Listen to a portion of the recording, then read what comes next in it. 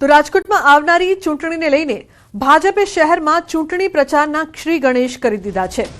રાજકોટ મહાનગરપાલિકાના તમામ 18 વોર્ડમાં આજે ડોર ટુ ડોર પ્રચાર શરૂ કરવામાં આવ્યો છે, જેમાં કાર્યકરો લોકો સુધી પહોંચીને પાર્ટીની નીતિઓ અને વિકાસ કાર્યોની માહિતી આપી રહ્યા છે। ખાસ વાત તો એ છે કે ઉમેદવારોના નામ જાહેર થાય તે પહેલા જ ભાજપે પ્રચાર ઝુંબેશ શરૂ કરી દીધી છે।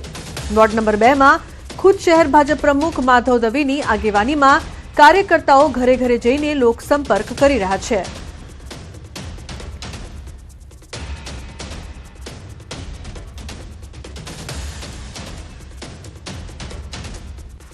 तो भाजपे प्रचारना श्री गणेश कर्या।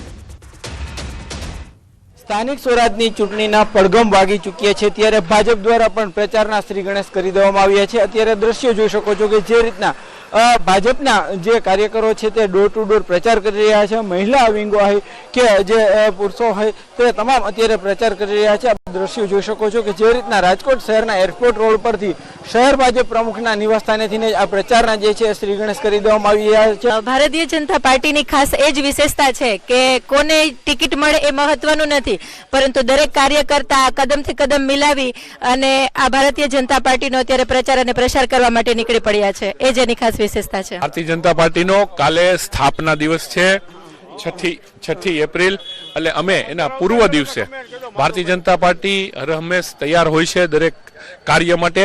એના ભાગરૂપે જ્યારે આપણે ચૂંટણી મોડમાં પ્રવેશી ચૂક્યા છીએ ત્યારે ભારતીય જનતા પાર્ટી માટે કમળનું નિશાન મહત્વનું છે। દરેક બૂથમાં અમે દરેક લોકોને અમે મળીશું રૂબરૂ અને એમની સાથે વાત કરીશું અને ભારતીય જનતા પાર્ટીના વિચાર યાત્રાની વાત કરીશું।